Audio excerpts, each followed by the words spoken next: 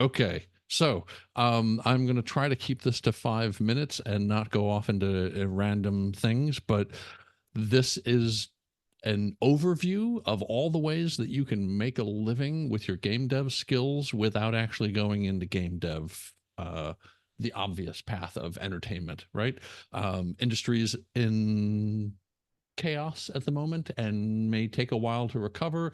But even if it isn't, there are paths that you can use your skills in that may not have the same crunch culture or diversity issues or other challenges that, or just may not be available where you want to live. And you want to live somewhere where game development is not possible, but other ways of using that skills are. So let's take a look at a couple of different possibilities.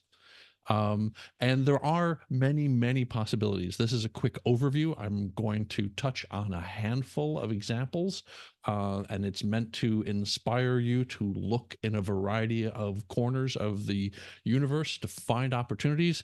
You have lots and lots of possibilities, but as RJ said earlier, you only need that one match, right? You only need that one opportunity. Though it is also really, really nice when you've got more than one job opportunity because then you've got negotiating power, and that's a whole other conversation. But I'm already at 1 minute 43 seconds. Time to move on. So you have a million tools in your toolbox. These are 21st century skills that can be applied in a variety of ways. I'm the poster child for some of this stuff because a lot of the things that I'm going to talk about here, I actually did in my career. Some of them I have not done though, but I graduated with a Master of Fine Arts in metalsmithing. I was a jeweler, for goodness sakes. What the heck am I making games for? Well, I started doing it digitally and I learned all sorts of different skills of modeling and animation and all sorts of crazy stuff. And I eventually found myself in themed entertainment making games on motion platforms. That's who I am, by the way. By the way, hi, I'm Rob, and I run the game program at Drexel University, for better, for worse.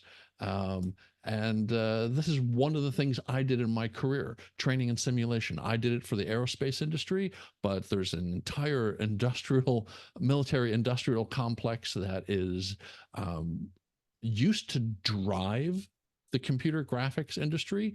The hardware and computer graphics ability to draw a digital virtual world on screen was driven by military training and simulation technology. And companies like Evans and Sutherland and Silicon Graphics, these were the leaders. But long ago, games took over and far surpassed them. But all these skill sets are still being used. So titles like instructional designer, simulation developer, training experience designer, you're using all the same kind of skills and you can apply that in, I'm going to go into this a little bit more, healthcare, aviation, military, education stuff, industrial things within business. Ed tech. I hate stupid little things like this. I used to work technically in edutainment. I hate those cutesy little made up words that industry tries to foist on us. But being an instructional designer, creating educational games for use in education, whether it's K through 12 or higher ed, there is a lot of possibilities in that space. By the way, all these images that are in these slides, they're all stolen from various companies and articles on the internet. And so when I post my slides later as a PDF, those links will be in there. So if you want to follow any of these breadcrumbs that are in these slides, you can go check this stuff out. Healthcare and therapy, massive industry. Pharmaceuticals still have a lot of money thanks to the broken healthcare system in the US. And so they spend a lot of money on doing all sorts of cool things. And one of those images in the lower far right is actually a local company, Enable Games, that does some really cool things.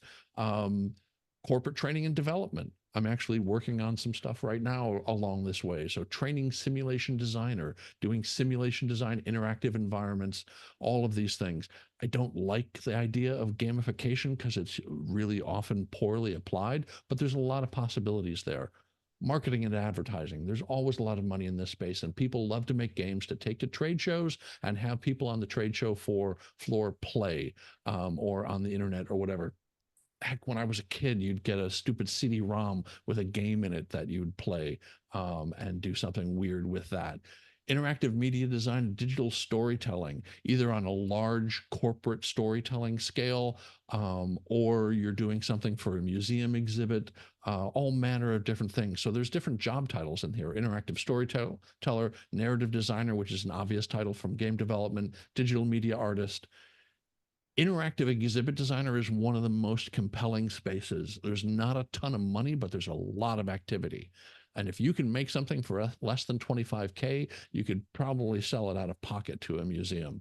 And there's a lot of really cool companies that are doing this, even here in the Philadelphia area. Night Kitchen Interactive, Blue Cadet, a lot of people, BRDG, there's a bunch of different groups doing some really cool stuff in this space. Again, the idea is it's not just AAA games, it's not small games, it's not big games, it's not medium games. It's using this technology and these skill sets to go somewhere else and work in another industry, but using these same skills. VR augmented stuff, all the XR stuff, a lot of this is happening in the same space as some of these other spaces. Training and simulation. I worked on a virtual trainer for a avionics training system to repair line units on an aviation system when you're out on an airfield somewhere in the middle of somewhere else. Or museum exhibits or promotional things that are set up just for some special event, like you know, Major League Baseball's All-Star game or MLB's, you know, any of these things will have lots of weird little events. I did architectural visualization for years, and this was a huge thing that's out there, and building not just at individual building scale, but full urban planning scales. Esri bought this really cool tool years ago called City Engine, and AI and procedural generation supports all of this, but tying it to real world data is really key element.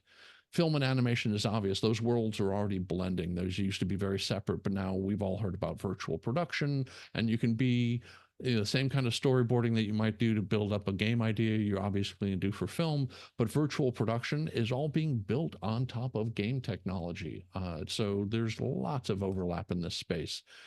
This was a weird one that got thrown in here when I was sort of doing some digging, but cybersecurity is a massive topic, and simulating these systems and trying to figure out where their vulnerabilities are, that is a hard word to say.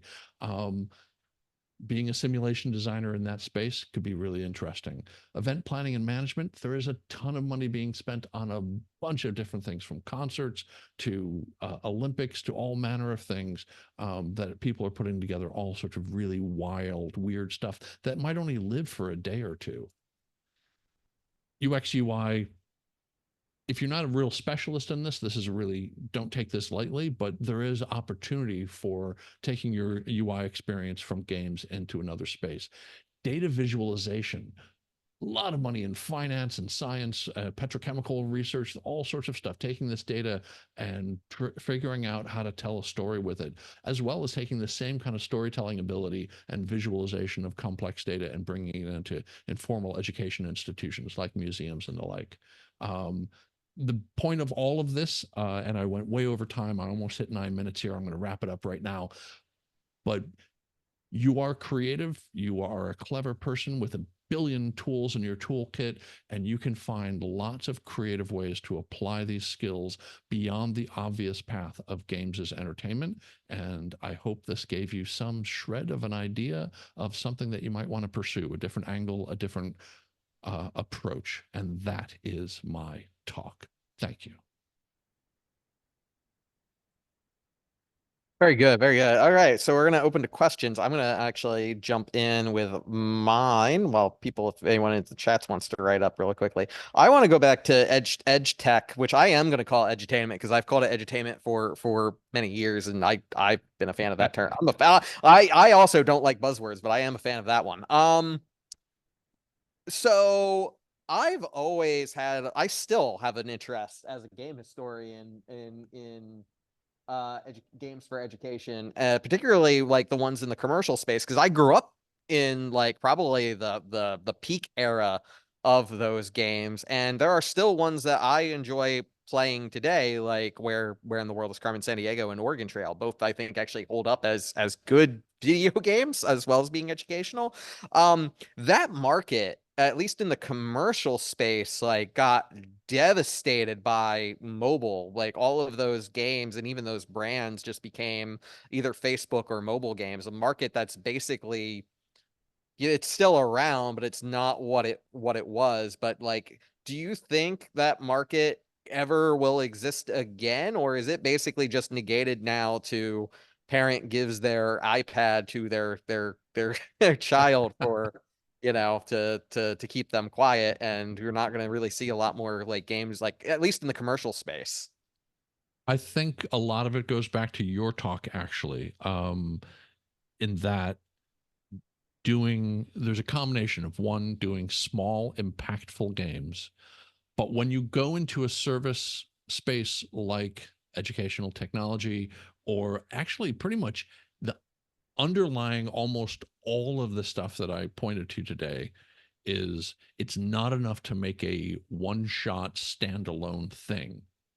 Almost all of these systems demand a content management backend that allows the content to evolve, that allows educators to go, oh, we use this word now, and not have to go back and pay for a redevelopment of an entire thing to make it one more term more accurate, more relevant.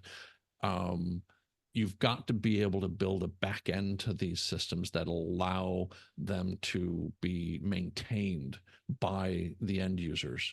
Um, and so there is small, impactful games with a back end that allows them to be sustained. I think there is um, potential in that space, but some of these spaces, and ed tech, I think, is one of them.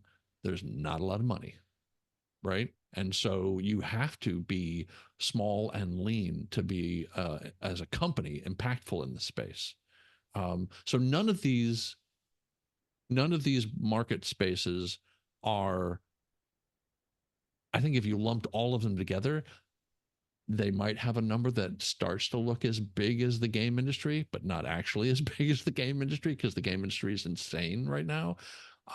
So all of these are small niche markets, but again, having a greater spectrum of possibilities um, opens up interesting spaces. And if you look at the companies who are playing in this space, like Night Kitchen or Blue Cadet, they're covering a good chunk of these markets, right? Because no one of these markets would necessarily sustain a company 24/7, 365. So yes, I think there is space there. Cool. Very good. Thank you.